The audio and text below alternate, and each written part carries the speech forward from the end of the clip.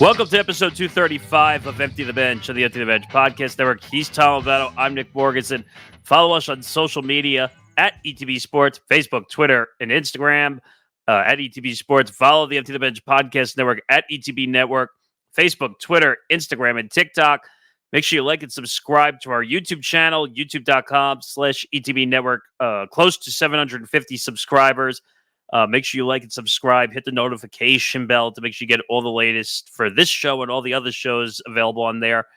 Listen to Empty the Bench wherever you get your podcasts, along with everything else.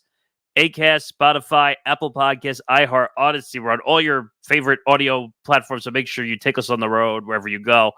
ETBpodcast.com for all the latest blogs and information. Ton of people now writing, contributing content as we approach kind of the dead period of the sports calendar with the NBA playoffs and the NBA finals approaching. As we get closer to voluntary OTAs for the NFL and the NFL season on its way. So ETBpodcast.com as well. Also, this show is presented by Playback. This show and the network presented by Playback. Watching sports is more fun with others, but we spend too much of our time watching alone. Playback is a virtual space where communities can stream live sports together with everyone perfectly synced up. Creators can hop on stage, deliver their own play-by-play analysis and commentary, and invite viewers up for Q&A. Playback makes watching sports fully interactive and a social experience. From playing fantasy sports, repping your favorite players and teams, watching with the commentators and communities you care about. Win or lose, sports are the best enjoyed together. Join our community by going to playback.tv/ETB Network to find out more, including our live stream schedule. And we were live on Playback throughout the last couple of weeks, the conference finals, Eastern and Western Conference. We basically brought you almost every game for the most part, excuse me, of those series. And we plan on bringing you the NBA finals when those series are officially ready. I mean, it pretty much helps when one series ends in a sweep, and then the other. I mean, we're going to be presenting Game 5 tonight of the Western Conference Finals on Playback. Two of us will be there. Pat Dana, of course, the Timberwolves fan who's hoping for the never been done before in the NBA reverse sweep. Although, if you saw his behavior during Game 4, it seems like he feels kind of hopeless. Yeah, I mean, that was incredible. Some of those clips, we do post those again at ETB Network. We post a bunch of clips, including some funny moments, including us karaokeing to the Backstreet Boys. You're probably scratching your head. Or you karaokeing to Kelly Clarkson. That was fun, actually. But you're probably wondering and scratching your head, wait, they were karaokeing to the Backstreet Boys and Kelly Clarkson? Yes, it's true. It's out there. There's evidence of it. So please go check that out as well. But a lot to get into this week. Some more NCAA news, pay for play, all that NIL stuff. Playing players may be realistic in the near future, but it might just be for the Power 5 conferences. Yeah, which was kind of confusing. So we'll get into all that. Scottie Scheffler updates on the charges. We'll get into all that. There's a lot more, including excuse me, the cop being disciplined. You're probably wondering all this stuff. We'll get into that as well. Some unfortunate news from the PGA world with Grayson Murray dying, unfortunately, by suicide at the age of 30. Just to put that in perspective, I'm 31 and you're even younger than that. 29. So 29. So just keep that in perspective when we talk about that. Bill Walton passes away at the age of 71. Very unique individual, to say the least. One of you can call him one of the greatest six men in NBA history. When he had that run with the Boston Celtics in 1986, you can call him one of the best players and best personalities the NBA has ever had, both in terms of as a player and later on in his career as a on the microphone. I mean, that's debatable in a sense where basically, I think he was on NBC, CBS, ABC. He was on all the different media outlets and just an incredible broadcaster in that regard. So people are going to miss him. being on the ESPN telecast. Him and Dave Pash were an incredible duo. And the one I referred to on the playback broadcast, by the way, was Bill Walton eating the cupcake with the live candle on it, which only Bill Walton would do something like that and make people laugh. For sure. All right, quickly, I want to get into the other story before we really dive in. 76ers, what could be next for them? They may be going PG-13, if you know what I mean. And you're not talking about watching movies. No. An update on Bronny James. And then, Nick, in the baseball world, we have another Scott Boras comment. We have Ronald Acuna Jr. I feel so terrible for him. Negro League stats being incorporated into Major League Baseball. But Nick, our long national nightmare is over. Angel Hernandez has retired. Yeah, I mean, the national nightmare is finally over. And yes, I'm not even exaggerating that. The national nightmare is over. We'll get into what MLB is claiming on the PR front as being a retirement, but it's really not a retirement, and we'll explain to you why it's not a retirement. So we'll get into that. Also, unfortunate news with Ronald Acuna Jr.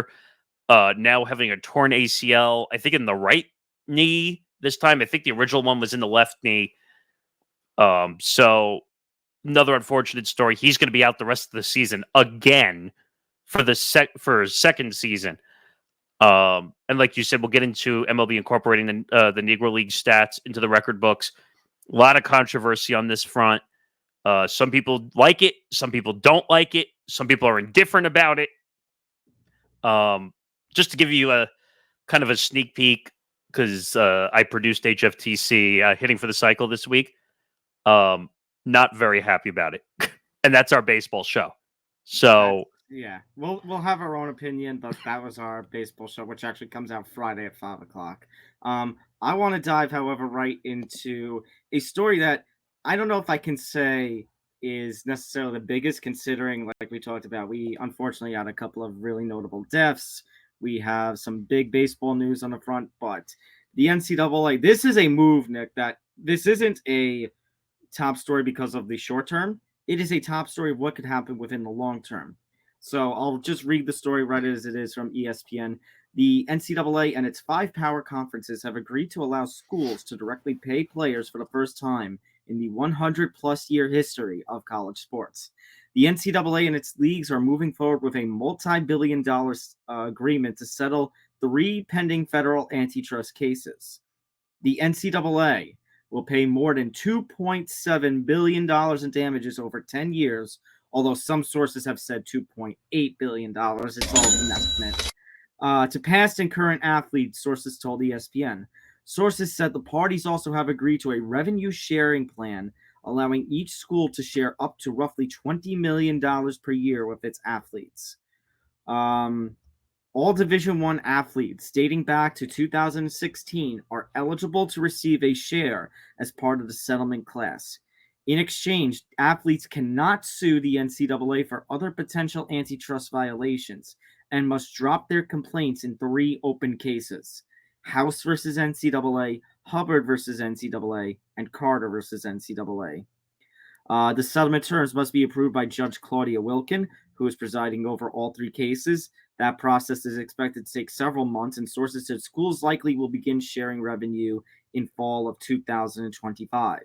The NCAA's Board of Governors and leaders from the ACC, Big Ten, Big 12, SEC, and Pac-12 voted to accept the general terms laid out in the 13-page document. Notre Dame also agreed to the settlement as a member of the ACC, because I believe in some sports they are a part of the ACC and not in others. There's some crossover. Yeah. Yeah. The agreement does not resolve all the pending legal issues that have revolutionized the business of college sports and destabilized the multi-billion-dollar industry. Athletes and their advocates are still fighting to become employees or find other ways to collectively bargain in the future, which could reshape a revenue-sharing agreement. This week's agreement, though, potentially decreases the NCAA's exposure to antitrust litigation. which has been the most powerful tool in pushing schools to provide more for athletes. Yeah, I mean, this was a huge story. Like you said, we had two significant deaths, and this was a massive story. I mean, when they say damages, they're basically saying that the NCAA took advantage of the name, image, likeness, where the NIL name came from, and Mm-hmm. they made a shitload of money off these players and gave them nothing. Now, the debate, which has been forever, you could say, well, the colleges provide you a 4-year scholarship to go to school, and that's considered your technical value. And I agree with it. The only issue that we see with it, Nick, is that how many of I should carefully choose my words because not not everybody, obviously, it's only a small percentage that go on to the big leagues like the NFL and such, but you'll see, some players, they'll only go 3 years and they'll skip their senior year because they want to go to the NFL. Or, since you're Mr. NBA, the infamous one and done in college. Yeah, but here's a difference, though. With all the NIL rules and all the money, I don't think you're going to see as many one and dones as you once did because I now, agree. and some of these guys and gals, even on the women's side too, they're going to make more money. They're going to stay in school an extra year or two because most of their money is going to be made in college, and they don't know what they're going to do because they're not good enough to play in professional leagues. So I understand this. I get it. I do think that these schools are greedy pigs. And yes, I use that saying a lot on this show. I think the NCAA could be a little bit of a greedy pig in the sense of, well, we're going to make every dollar. And our claim is, well, we give you a 4-year scholarship. We don't owe you any of the proceeds. When, Hmm. to be honest, the product is the players. That's what people are forgetting here. And I never knew about this. Maybe if this is part of the summer, I never knew that schools could buy out students' NILs. Well, that just changed actually I was gonna under say that was part of all this, right? that was part of because they want the ability that if they lock into a deal, think of it as professional sports like a buyout where they put it in a long-term contract, like a 10-year deal has an opt-out after 5. Usually that's very common. They go halfway into a contract Hmm. with a buyout. I think Garrett Cole's contract with the Yankees was halfway through, was a buyout. Yeah, this is the halfway point this year, and this offseason has the So option. I think that's more insurance protection without calling it insurance and basically saying, you know what, with the big transfer portal, because it's bigger than ever, the transfer portal, a lot of people are calling it the college version of free agency or testing free agency. Oh, I don't want to be at this school anymore. I'll go to this school. But what happens to the NIL money in that Hmm. regard? So now putting in a, for lack of better term, buyout that allows them to protect themselves and say, well, we don't owe you the money anymore if you transfer to another school, or it gets transferred to the other school. I guess now my question is, so now they're setting all this up for the potential that athletes could get. I mean, it states all Division One athletes dating back to 2016 are eligible to receive a share of the settlement. In the long run, that's not going to be too much money. But let's think about this because it says the NCAA's Board of Governors and leaders from the Power Five conferences, ACC, Big Ten, Big 12, SEC, and Pac 12. Obviously, the Pac 12 no longer around after the baseball tournament ends. Right. But technically, it'll be part of the settlement because of Right, 2016 to now. right. But no, my point being, my question, Nick, is that they're setting up revenue sharing. They're setting up all these things. But does this mean then that, oh, we'll pay players, but you have to be a member of the power conferences? That, like, because I know back in however many years that we've talked about NCAA and we talked about college sports and paying athletes in this whole debate, the question was always, okay, what happens to sports that maybe aren't seen as the top, like you're a track star or you're a lacrosse star? And you talked about, well, they're not the ones who are really making the money. But now here, let's imagine you're in a mid-major school or a school that competes in the FCS. You work out just as hard as those guys who are in the FBS schools, but because you're not a member of a Power 5 school, that means you're not going to get paid. My one assumption would be is that they're trying to focus on the big schools because those are the ones that are making the most money based off these NIL deals. Now, I think you're going to have another issue or another lawsuit down the line, potentially, because those other schools, those other smaller conferences are going to say, hey, where's our slice of the pie when it comes to NILs? Because NILs go across the whole NCAA. Well, my question was going to be if this thing gets set up, does that mean some of those NILs, which normally would go to big Power 5 schools, would go to smaller schools and athletes there? Now that I don't 100% know the answer to that, but I know I'm not the biggest with college sports, so it's like I don't know the structure. I think eventually what's going to happen is you're going to see NILs from low level to high level eventually because you have to even it out across the whole NCAA as a conference. And I think this is setting a bad precedent for college sports because, and don't get me wrong, I'm happy for the players that they're making money, but here's the issue. You're basically turning college sports into professional leagues before these athletes get to the professional leagues. Oh, I can make money. I can do this. I can have deals with Buffalo Wild Wings and Verizon and all these companies. Like, did people forget that you're in college going to school? Like, you're there. What I'm going to ask the same dumb question I've asked over the years. Why are we at college? Well, it depends on who you are. If it's you or me, it's to get an education, put ourselves in massive debt. Figuratively. Figuratively. No. I'm serious. If you're an athlete, it's to go to the next level. No. I get that, but I'm saying figuratively. I know what you're trying to say. I'm just saying that the reality is completely different. You are 100% right, by the way, that a lot of these guys will go ask Bronny James. He's about to be a 19-year-old heading into the NBA. Hey, there you go, the one and done. Well, first of all, there's many issues with that, which we'll get to. Actually, we'll get to Bronny later. That'll be a great transition later on. But the way I look at this is bad because you're giving college athletes power before they walk into the professional leagues. And it's good and it's bad. It teaches these young athletes how to handle themselves before they go into the league. It's bad because you're putting these sleazy agents and all these sleazy business people into the college athletes' hands before they enter the leagues. I just got a bad thought in my head, Nick. Imagine you're a baseball player, part of the Scott Boras. Scott Boras hits up one of these college baseball players in Texas. Hey, how about I represent you?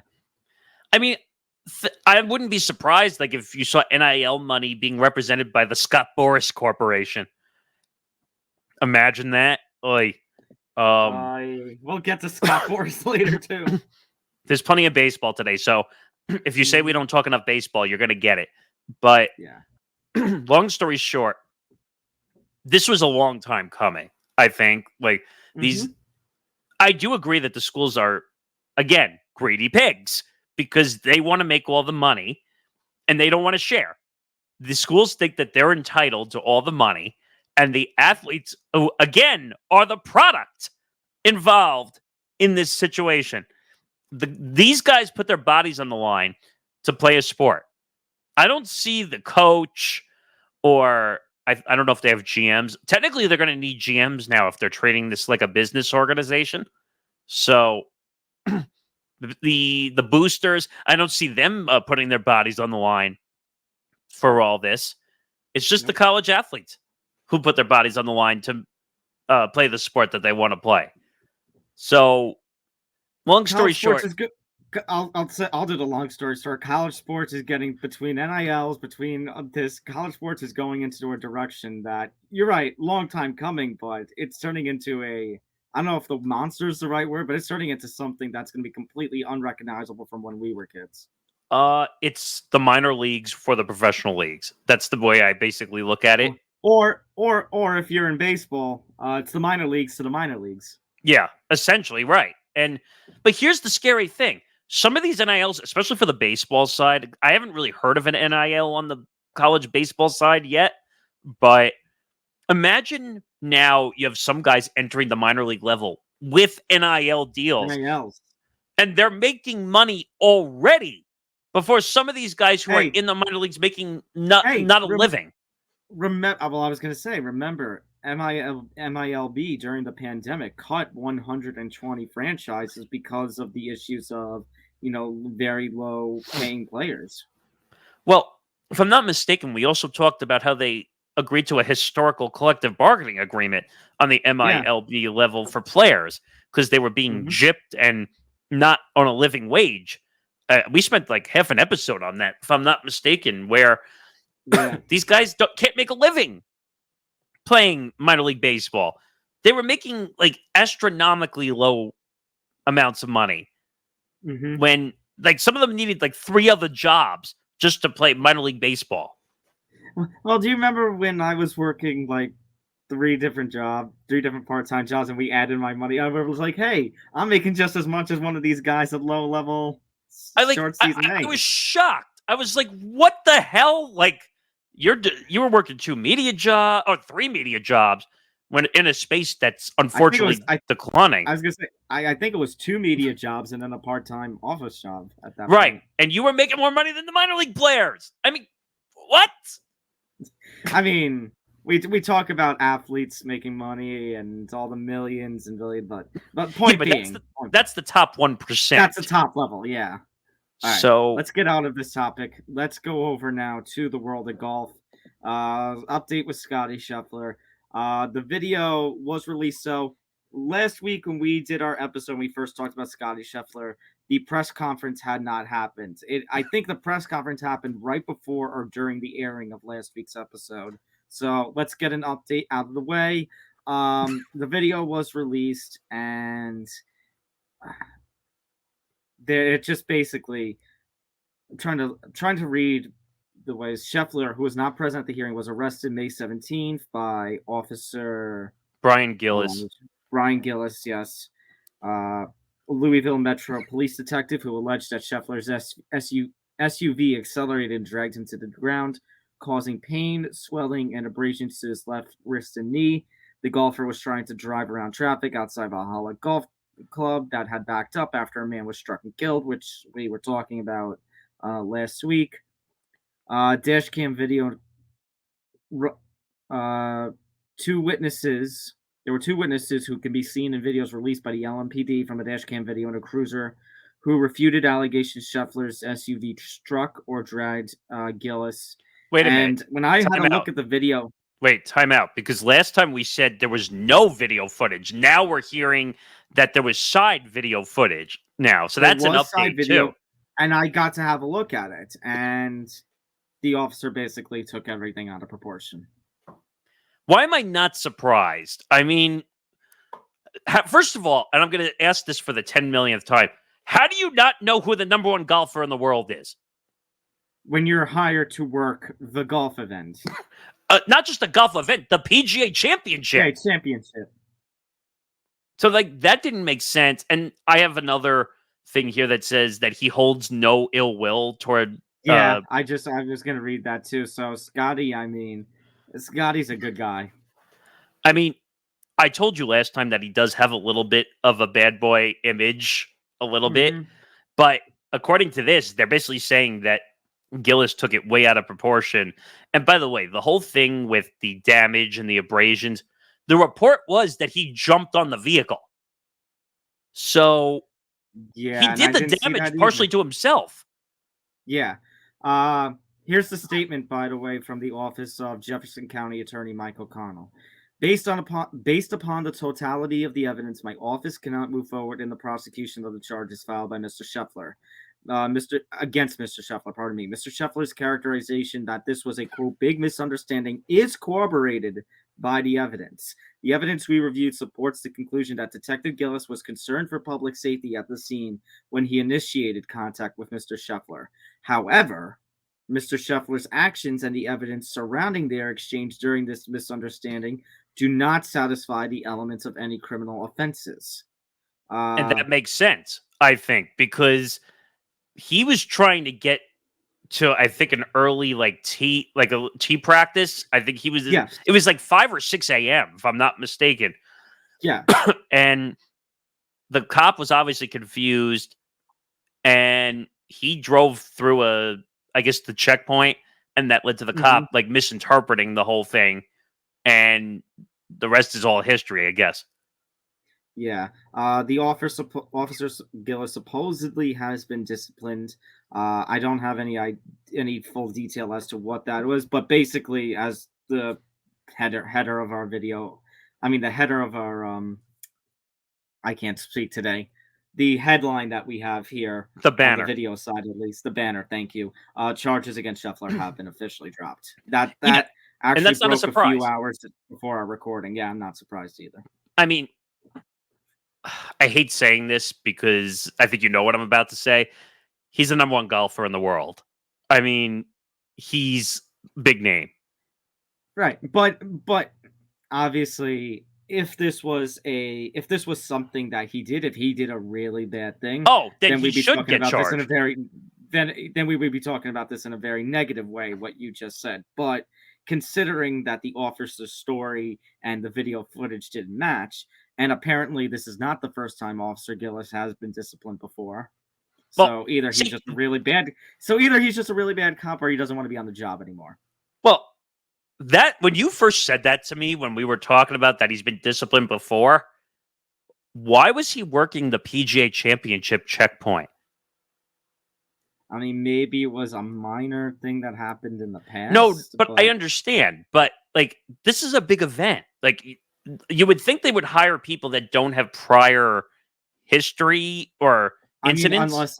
Unless there was like some sort of, but if it's a discipline, then it's not a false accusation. Something happened. So I don't know. That's just something that came to mind, that they hired someone who had prior incidents out on the road.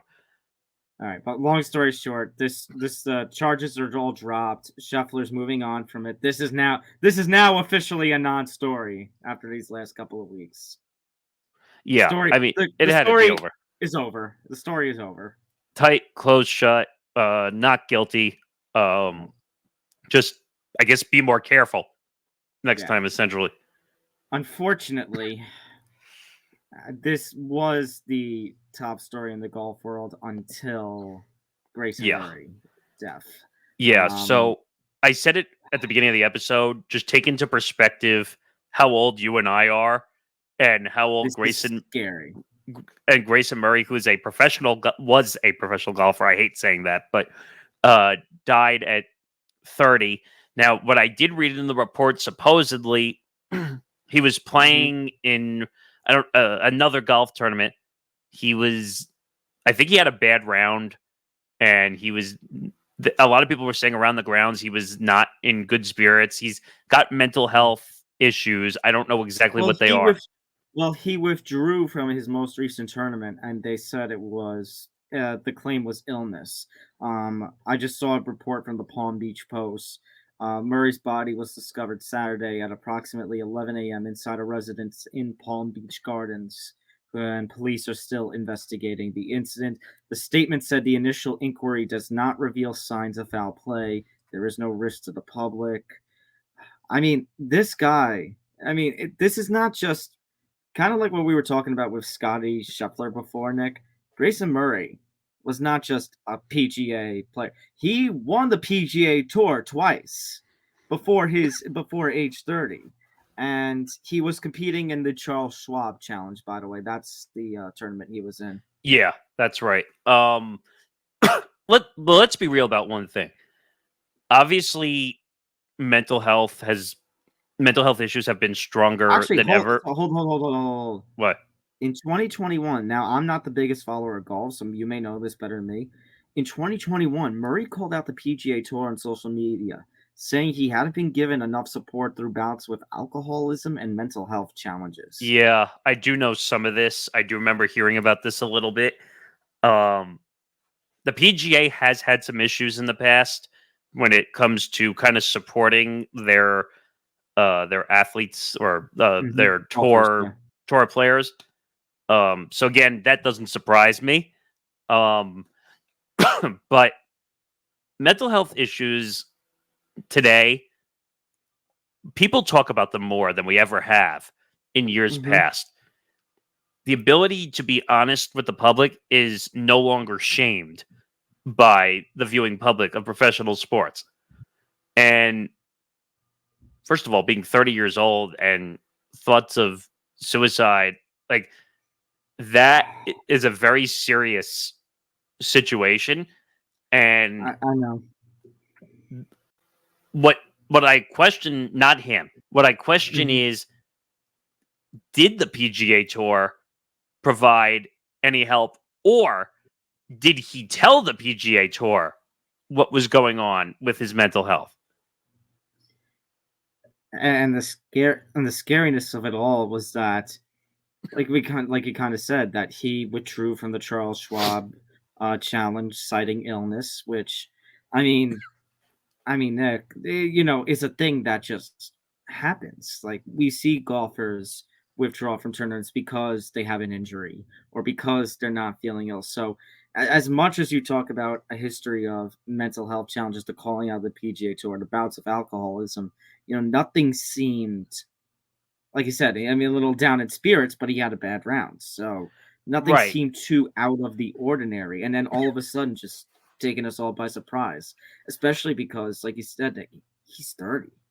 He's 1 year younger than me, for crying out loud. I mean, like, and when we hear about these stories by surprise that someone commits suicide, it makes me wonder how much of his situation he was keeping to himself and not seeking that proper help to get through whatever the mental demons were.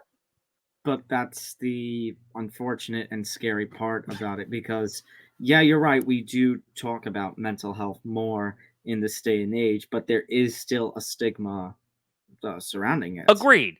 And I'm not disagreeing with that. But in today's day and age where mental health is discussed very publicly now, there shouldn't be a stigma for talking about mental health. I've talked about mental health. You've talked about mental health.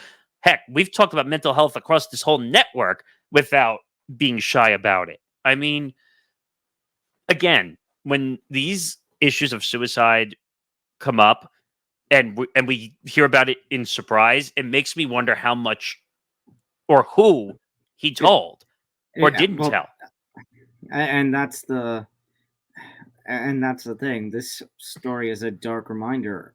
I mean, a really dark reminder of, if you're going through something, if you're going through a tough battle, tell someone, have an ally with you so you don't have to go through it alone. Yeah. And it's just, I want to point out something also, because people say that being a professional athlete is this easy cakewalk situation. It's a blessing and a curse. I think that's 100% accurate. I was going to say the same thing. That the thing that people look at only is the checkbook. That's the only thing they look at. They don't look at the constant media, the constant scrutiny by the media, the constant pressure you put on yourself, that others put on you, the expectations. And think about guys like, and this is just an example, like the LeBron James, the Derek Jeters of the world, like where the constant pressure of having to come through for your teams. And being, Derek was, heck, we called him the captain for all years when he was there. Now, he doesn't seem like he has mental health issues, but my point is that these athletes go through a ton and put so much pressure on themselves. You notice in today's world of professional sports, what do most teams budget for now? Mental health, psychologists, sports psychologists. Yeah, they purposely budget for it now, knowing even if they don't ask for it, they make their guys sit through sports psychology to make sure that they're in the proper frame of mind when they're out there competing. If you're not in the right frame of mind, they now sit you for it. And if I'm not mistaken, I think in Major League Baseball alone, don't they have a mental health IL, if I'm not mistaken, in Major League Baseball? I'll double check on that one. Because I remember we had a discussion about it, but and I'm looking it up myself because I can't remember. Yeah, they do have a stint. Players can have stints on the IL to address mental health. Trevor May, if you remember that, he was on there. Trevor May and Jorge Lopez are the and two Daniel Bard. big names. And Daniel Bard, they're the big names on that. So, here's my thing. I don't think mental health should be stigmatized anymore. No. It's one of those things where you have to understand people's situation. And by the way, like I said before, athletes are not just the dollar signs you they see humans. on the picture. They're human beings. Like, this is what I don't get. Like, people were mad during the COVID pandemic because these athletes are making a shitload of money, but they're not out there competing, or the teams are trying to protect themselves. They're human too. They're human. They have to be allowed to live a life. And here's the other thing about being an athlete, and this is what goes back to the point of mental health. Even when they're not playing, they have fans and media camping out outside their houses. They can't have a moment to themselves, even when they're in public, because they're public figures. Yeah. That's part of this issue. And that's part of why you see stories like this. Because one of my guesses is that Grayson Murray probably had the world of pressure on himself that he put on himself. Let me clarify that. But he's 30 years old. Most people at 30 years old are either working a 9-to-5 job, or they're trying to find a career path, or maybe they're just coming out of college. I mean, that's a little old for coming out of college, but you never know in today's day. But they're trying to find the career path. You're in the PGA Tour at age 30, and I guarantee you he started way younger than that. Let me double check on that one, because I don't know his biography too well. But Grayson Murray, PGA debut. He made his PGA debut. Let's see if we can find it. It still comes up. Turned pro 2015. So that's almost 10 years ago. 10 years ago. He would have been 21. This kind of makes sense even more. The kid, he's basically a kid, was on the tour, debuting at 21 years old. The kid is barely legal.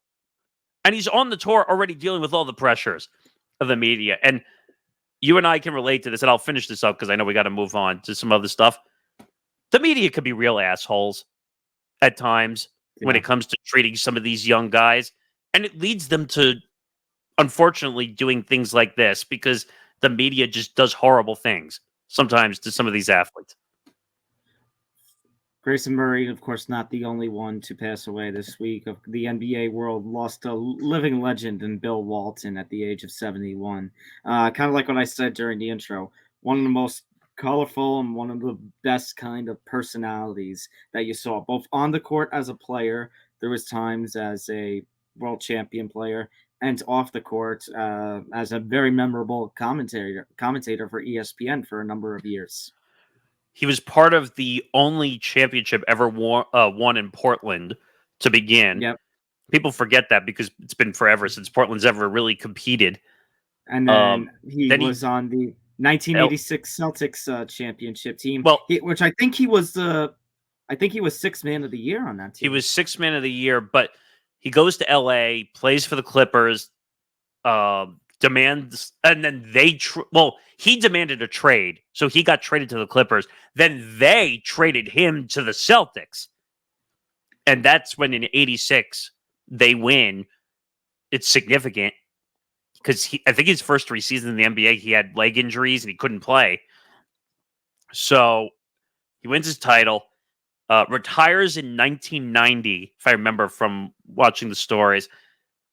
Goes off to NBC, CBS, ESPN, which is where he was basically for the rest of his career.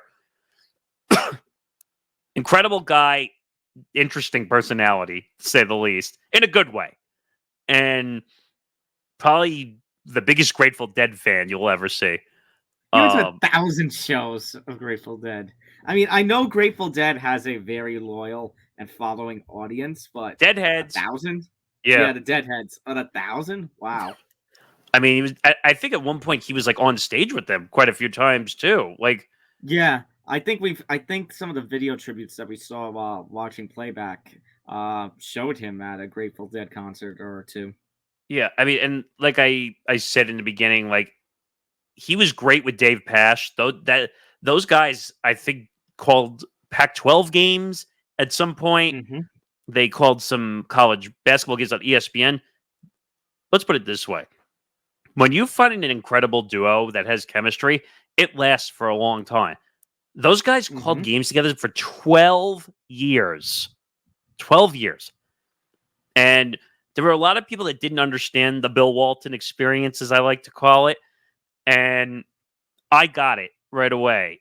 Like, he brought color to the broadcast in a way.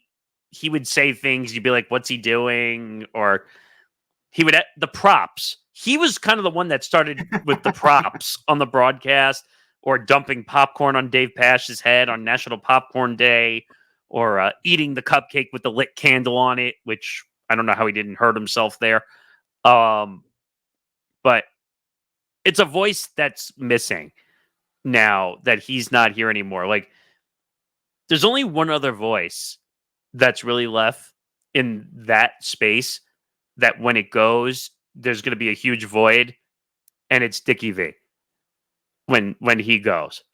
And I don't want to think about that day. I don't want to think about that, but like, I saw this was a clip from ESPN back in the day when they had SC6 at the time, the Sports Center show, and Dickie V and Bill Walton in the same space next to each other. Those two personalities. I was gonna say, imagine those two personalities. It happened.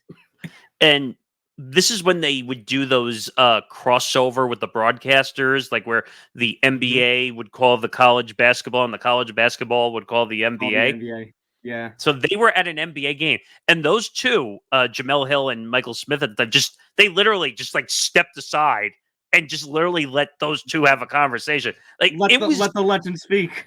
It was unbelievable. Like, the clip is out on social media. It was incredible just watching those two talk, because it's living legends of the game. So he also changed big man basketball forever in a lot of ways. So it's a sad story. He'll be missed. It's going to be weird not seeing him on ESPN broadcast calling the oddball games like that they would call. Yeah. But he has a life that's worth celebrating. And I think that's actually, Nick, the biggest thing between, as sad as Grayson Murray's death is, and as sad as Bill Walton's death is, those are two lives that are worth celebrating for all that they did while on Earth. Yeah, he'll be missed because it's a voice you can't forget either. All right, we have a couple of basketball stories and a couple of baseball stories to get through in the last 20 minutes or so. Philadelphia 76ers, obviously after their series loss in the first round to the Knicks, the questions went on to, well, what next? And according to sources, the answer is going to be PG-13. Their aim goal in this offseason, as actually, Nick, we're 1 month away from NBA free agency, believe it or not. June 30th. So the Paul George is the main goal. If for some reason that falls through, reports are that they will look to acquire Brandon Ingram from the Pelicans. What the f? I mean, don't shoot the messenger. What the f are the 76ers doing? I mean, the report that actually came out, 100% of the report was that they were going to overpay Paul George to come to the city of brotherly love. And I said, wait a minute. You already are dealing with one giant ego in Joel Embiid. Now you want to deal with two giant egos with Joel Embiid and Paul George? Really? You couldn't deal with James Harden and Joel Embiid. Now you're going Paul George is a worse player, by the way, than James Harden. I think PG-13 once was a good player, but he's on the decline. Oh, I thought you were going to say he was on the secondary LA team, which would be a fact. But he's on the decline. Am I wrong? No, you're not wrong. Paul George is not the player he once was a few seasons ago. He's had quite a few injuries over the last couple of years. By the way, I think OKC won that trade by far with the Clippers getting those 5 or 6, or actually it was like 7 or 8. It was 4 first-round picks and 4 pick swaps, and Shai Gilgeous-Alexander, who, by the way, is going to be an MVP candidate for many years to come, on top of some other buyout players that they were able to clear for cap space. I mean, the Clippers got to be freaking kicking themselves right now on that trade. I mean, but going to Philadelphia, going after Paul George, you're pretty much going to cement the fact that you're not planning on winning anytime soon if you bring Paul George in. And Brandon Ingram, who we saw in the first round of the playoffs, did not show up. 1 iota did not show up. And you're going to bring this guy in to a culture that doesn't win already in Philadelphia. That's a great formula. You're not winning. Let's bring someone else in who's not winning. Nick, trust the process. No. Trust the process should be nicknamed to failed the process. I mean, trust the process is dead. It's 100% dead. I dug up the ground, I buried the words in it, and I put the dirt back on top of it. It's over. Trust the process. What? I was going to say, trust the process, more like processed meat. Yeah. Think of like what the Slim Jims are made of. It's that extra meat that no one wants to eat. The 76ers are Slim Jims. Okay? Basically, it's the disgusting parts of the meat that they use to make a product just because they don't want to throw money away. That's what the 76ers are. Just remember, you don't want Macho Man Randy Savage hearing you trash Slim Jims like that. Is that funny? Yes. I'll do it again. Oh, yeah. Stop it to a Slim Jim. I was just going to say that. Damn it. His commercials are legendary. They are legendary. It's that and Oscar Mayer Wieners. The 2 classic commercials. But I digress, though. But the 76ers are going nowhere. And if they're bringing Paul George, who they say they're going to overpay, because the Clippers have already come out and said that we're not paying him. Nick, it's the NBA. Overpays are to be expected. Yeah, and the Clippers have basically come out and said we're not paying you more than Kawhi. What does that tell you? And Kawhi barely plays. Even though load management. I have to give him credit because this year I think he only missed 5 games, which is actually pretty good.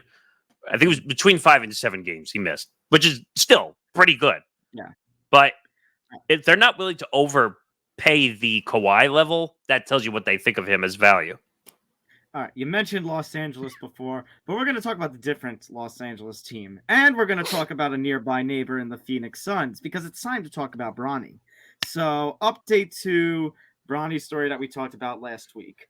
2 teams that had offered to work out Bronny James were the Phoenix Suns and the LA Lakers. And then a follow-up report from Shams, I believe, stated that Bronny has basically turned down. There were like 10 teams that offered workouts, and he turned down a whole bunch of them. And apparently, Bronny has only interest in either going to Phoenix or going to Los Angeles to play with the Lakers. And as a follow-up, Phoenix is apparently really interested in taking Bronny at number 22, figuring because of Bronny's low, like he had a good combine, but because of his low-level experience and stats in the college level, that he will fall to 22 and he'll be able to take him. And that will be what they'll do to try and lure LeBron to Phoenix. By the way, I didn't realize Rich Paul became Drew Rosenhaus in the process of saying, like Terrell Owens, oh, I'm only going to take certain teams that I want to be part of. I mean, you remember well, that, right? Yeah, I do remember that, but my question was going to be because with me as a New York Giants fan, the first thing I think of with something like this is Eli when he basically refused to play for the Chargers, and you saw the flop between him and Rivers with the Chargers and the Giants. Obviously, Bronny James does not have the college stats. You ranted about it. I've talked about it last week. You ranted about it last week. But do you think Bronny, based on name alone, has the power that, let's say, my worst nightmare comes true and James Dolan does something stupid, trades up and gets Bronny James? If Bronny says, I'm not interested in playing in New York, I'm only interested in Phoenix and LA, does Bronny already have, because of his name, power to force a trade to happen? Well, the latest projected number, and I forgot where the Knicks are picking, and it's going to be later because they played all the way to the right before the conference finals. But the projected like number 26 or 27, 28, something like that. Okay, so the projected number currently for Bronny is 54. So I don't know when they pick again after that, or if they have another pick. but you have Phoenix as part of this report, Nick, saying that they're interested in using their first round pick on Bronny. Okay, one thing about the Phoenix Suns. The Phoenix Suns are being run by Matt Ishbia, who has no clue how to be an owner of an NBA team. There were reports coming out of Phoenix that he's wildly spending money. He doesn't know how to run a franchise. He doesn't know how to manage his team. So I wouldn't be surprised if the Suns said, hey, you know what?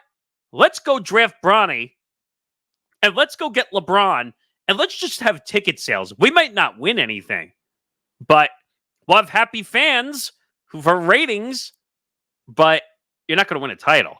Now, this is not a surprise. Obviously, LeBron and family are from the West Coast in Los Angeles.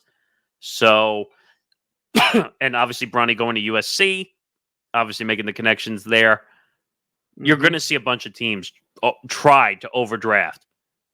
Now, are you going to see a situation like Caleb Williams in the NFL where he basically came out and said, well, there was rumors that he basically said, I'm not going number one overall to the Bears.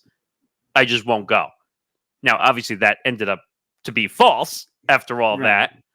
But this could be a different situation because of LeBron James' son. But I don't know. Now, Bronny shouldn't be coming out of college. He's 19 years old. He's averaged 5 points with USC, even though USC was a shitty team and had no business playing last season. But his name value is what's going to get him drafted way higher than he should be. In my opinion, and Kendrick Perkins said this well. I think we talked about it last episode. Yeah, you played the clip last week. And Kendrick Perkins is the only one being honest from the media side, saying that Bronny goes from either the third round to not at all. And you can have a good combine and end up, you can improve your draft stock, but end up not performing to what people would think in the league. Right. And at the same time, the report confirmed yesterday was that he's staying in the draft. He's staying in the draft. He's not going back, which just nullifies how much of an idiot he's being entering the NBA draft and only thinking about cha-ching instead of, do I have a career in the NBA? So, and again, long story short, it's going to be a disaster. Well, I was going to say it goes back to the question that I posed last week of is the business acumen of him, being LeBron's son, drafting him, potentially luring LeBron in free agency.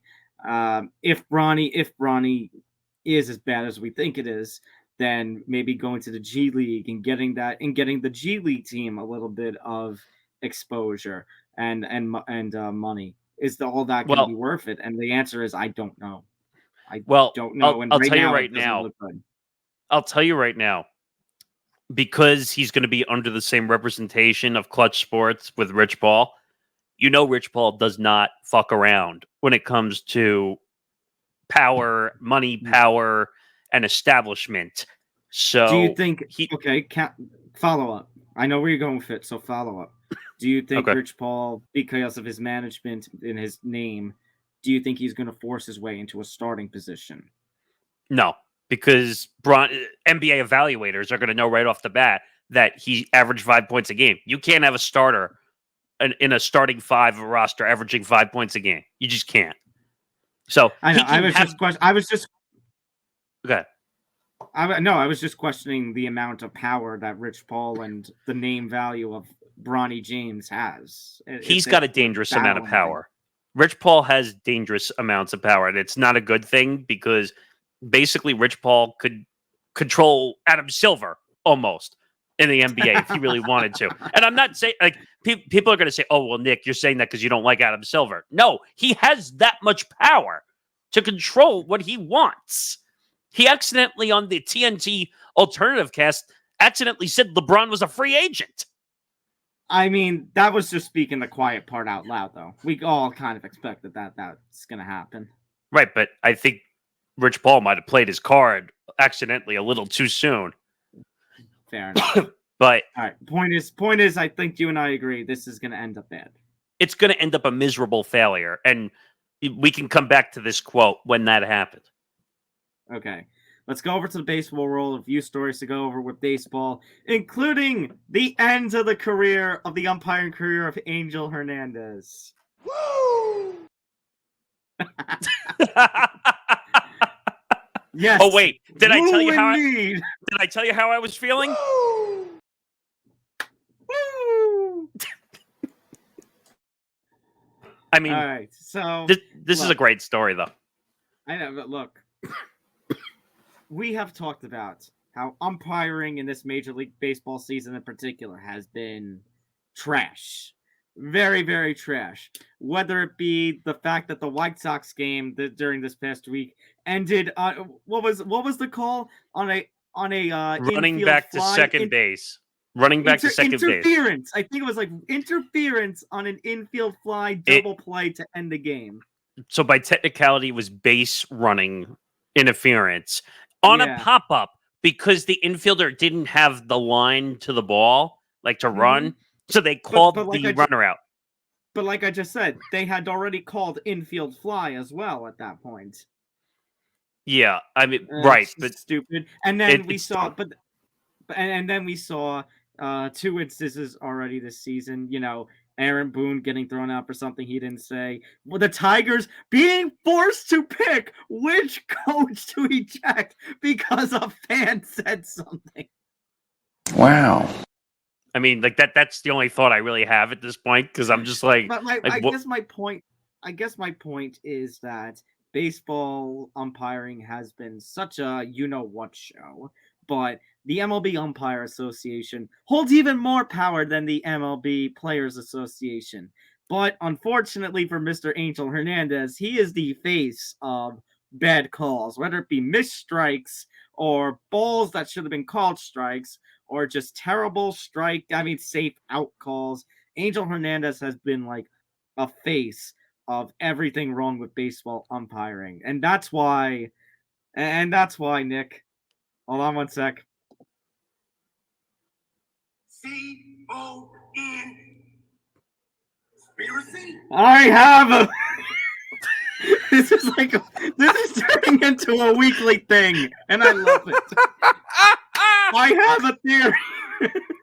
have a theory that I don't think this was a retirement. I think I said this.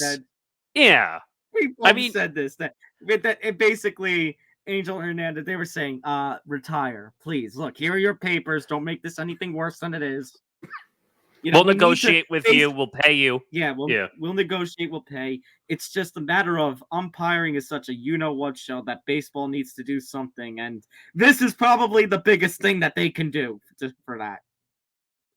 Yeah, I mean, and by the way, I have a whole list of statistics, and when you're going to laugh at this because I'm going to give you Angel Hernandez Stats and info.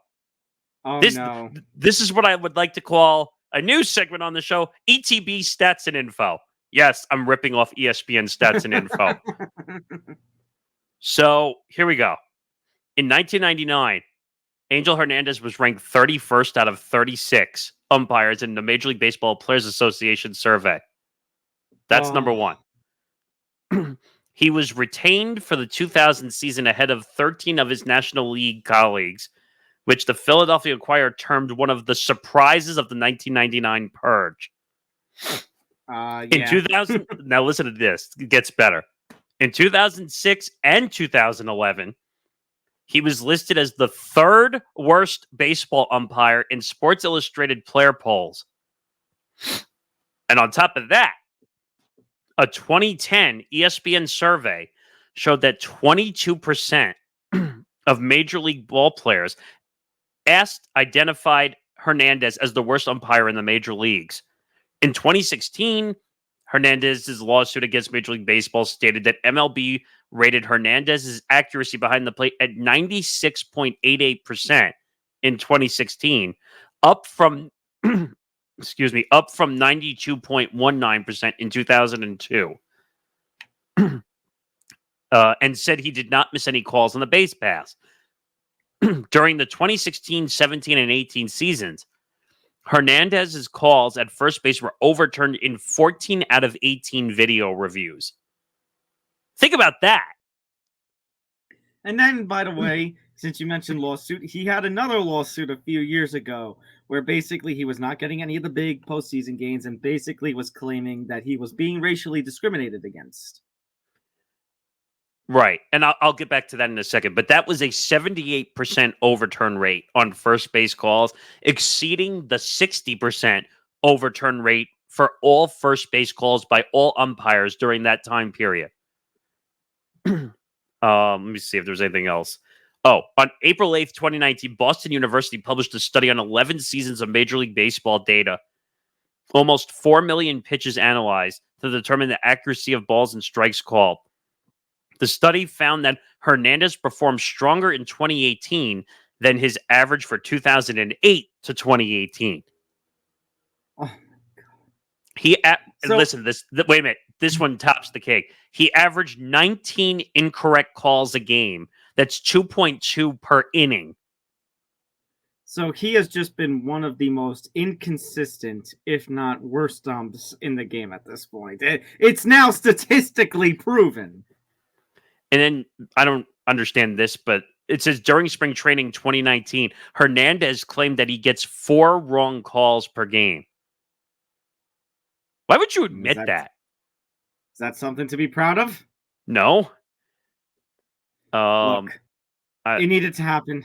It needed to happen. He's had 33 years in the major leagues umpiring. You know take a bow that you lasted that long, but he's probably got a pension. He's probably got health benefits for the rest of his life. According to David Sampson, who I told you I listened to on his podcast on the Levitard and Friends Network, he basically said that Angel probably should have been fired like 10 years ago. And the union is so strong that it's basically a electric fence. You can't get through it. And the one last stat I will give you. In 2023, Hernandez worked a single game on April 3rd before suffering a back injury. He remained sidelined until July 31st when he began a minor league rehab assignment, which I didn't know umpires do that too. Despite working only 10 MLB games in 2023, Sports Illustrated reported that Hernandez missed 161 calls. Oh. 10 games. 10 games!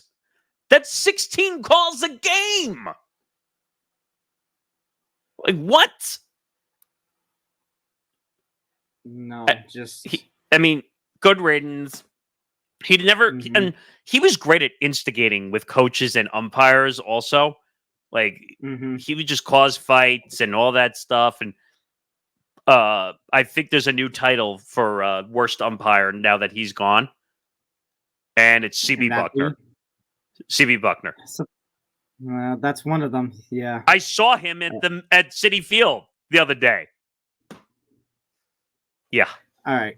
Couple other stories we got to quickly run through. There's one big one that we gotta kind of have to talk about, but I want to run through these next two quickly. Scott Boras, the negotiations and the back and forth between Yankees and Boras and Soto is just continuing to go.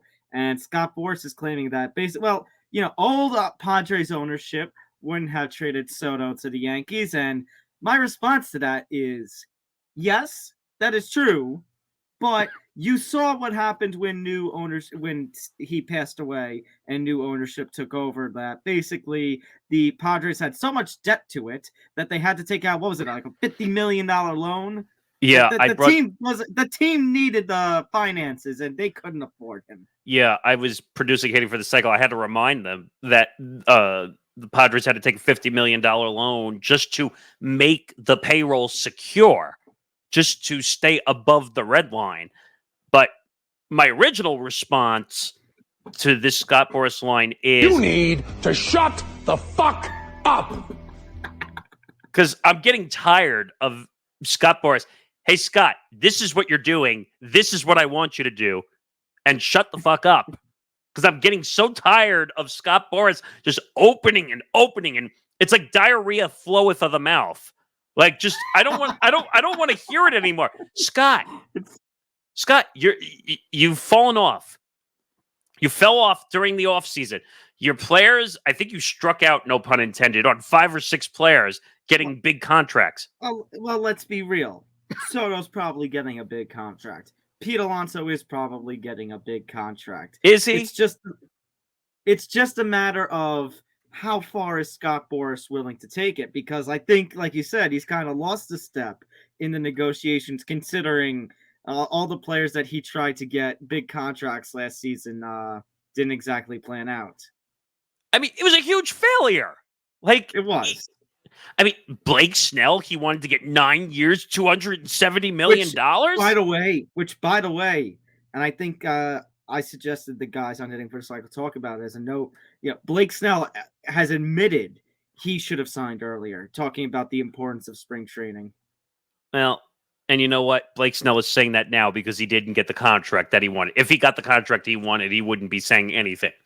So I understand what he means, and he's not wrong because pitchers need the most amount of time in spring training. Right, but Nick, Matt Chapman basically told Scott Boras point blank, "You're fired." I forgot what his contract was or what he actually got, but it's not probably what he wanted, to be quite fair. So my point is, I'm tired of Scott.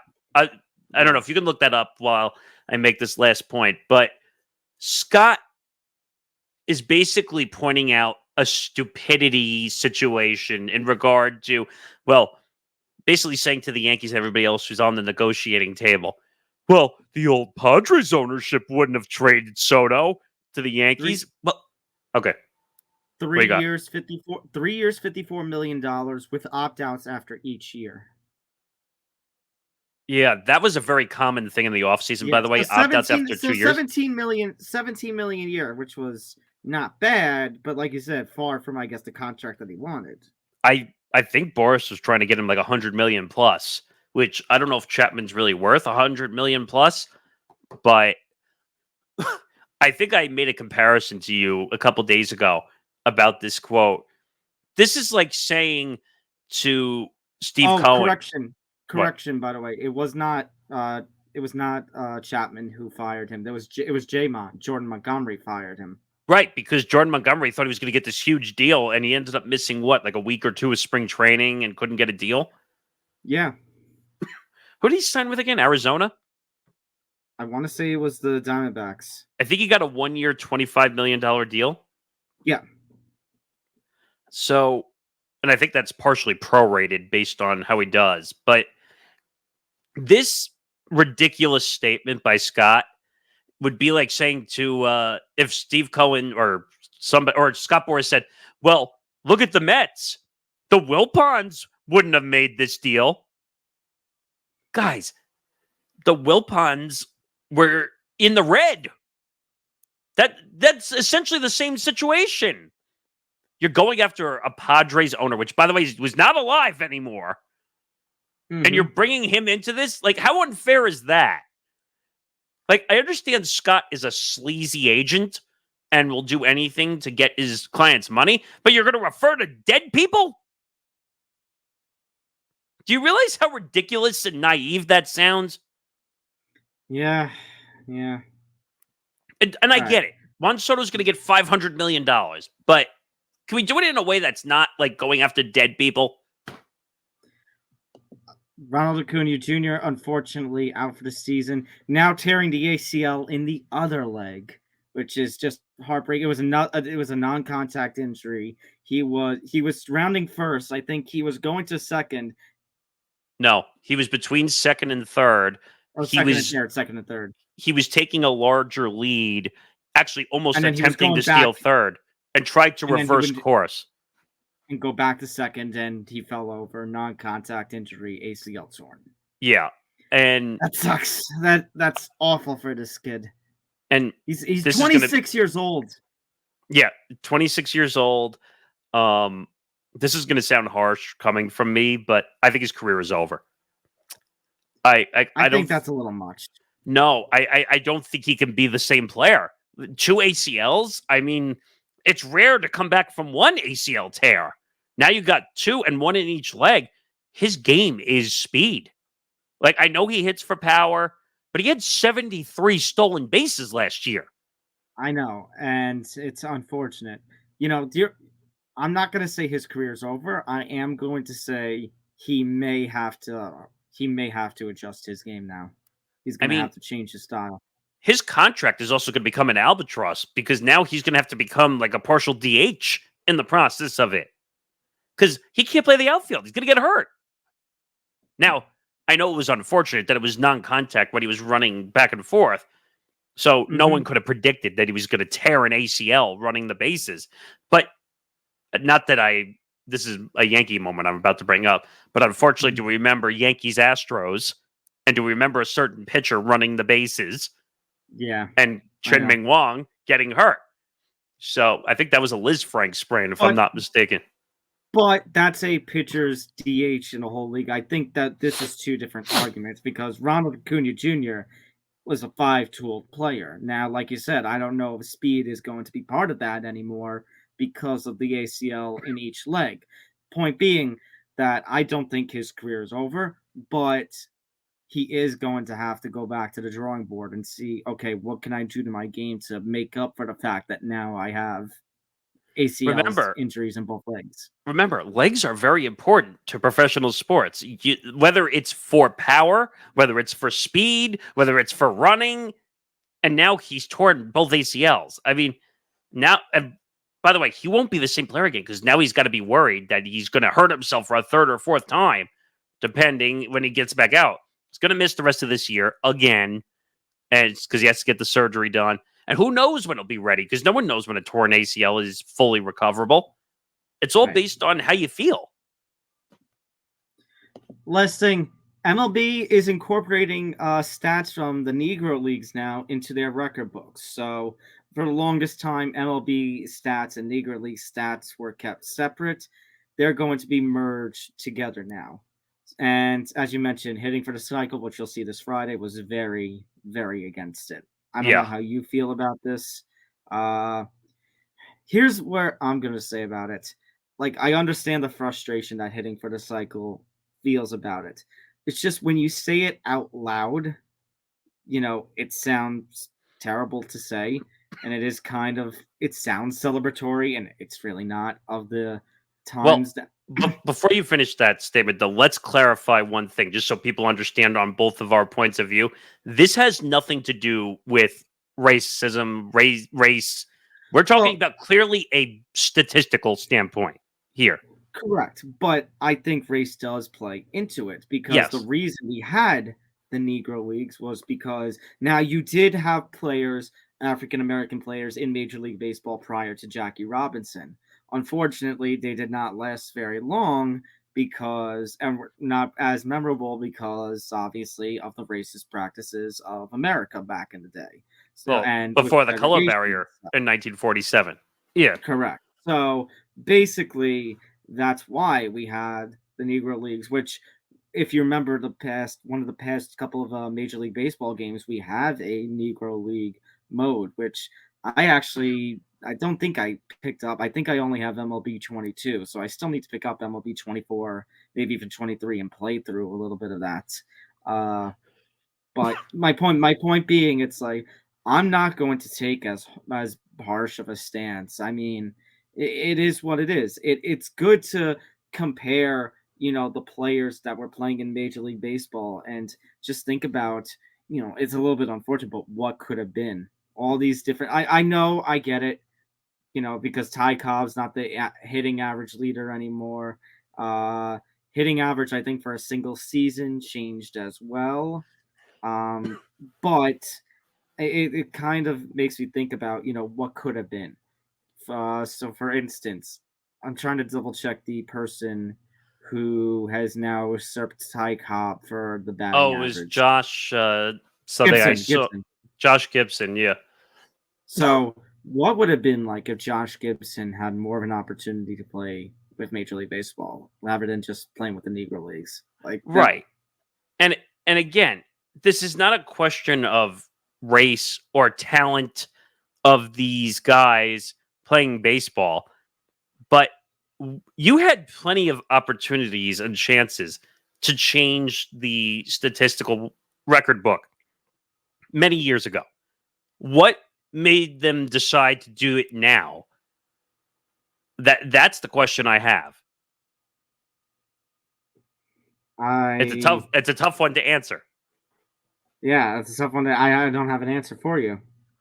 And I know you were saying like it was only like a 0.5 average difference for Ty Cobb, but it's the principle of it. Like Ty Cobb was probably the greatest hitter of all time in Major League Baseball history. Not from and again, talking about from an average standpoint, obviously we know Pete Rose had the most hits all time, but from an average perspective, Ty Cobb was the greatest hitter of all time.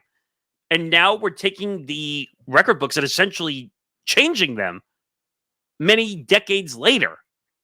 I guess the devil's advocate argument is that if you don't include Josh Gibson, then you're basically considering him an outlier. And there are historians who feel that the competition that some of these guys faced within the Negro Leagues was even more intense than what Major League Baseball was at the time. Yeah, I read those reports too, and I've seen some of the movies and the footage they show of Negro Leagues where they said it was very tough competition in that regard.